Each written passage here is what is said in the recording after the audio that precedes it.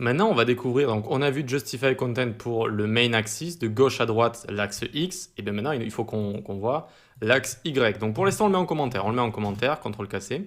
Vous noterez que lorsqu'il s'agit de bouger tous les éléments d'un coup, eh bien on va dans le container ici, d'accord? On écrit des propriétés dans le container.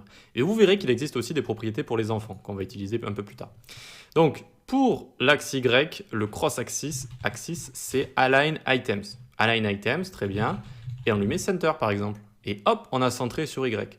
Et vous savez que centrer sur Y, c'est pas très facile en CSS, hein, c'est pas très facile.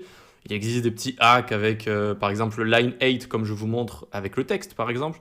Avant, on utilisait des tableaux avec des petites propriétés et tout, mais ça, c'est un petit peu bancal. Ici, voilà, Display Flex, Align Item Center, et c'est parfaitement centré sur Y. Basta, c'est fini. Ok, donc ensuite on va avoir stretch par exemple. Stretch, c'est ce qu'il y a de base. C'est ce qu'il y a de base. Qu'est-ce que ça veut dire stretch? Ça veut dire étirer. Et si on ne met pas de hauteur, regardez ce que ça fait en fait de base. Ça prend toute la hauteur de notre container ici. Voilà, c'est vraiment le comportement de base, sauf si on met une hauteur définie comme ça.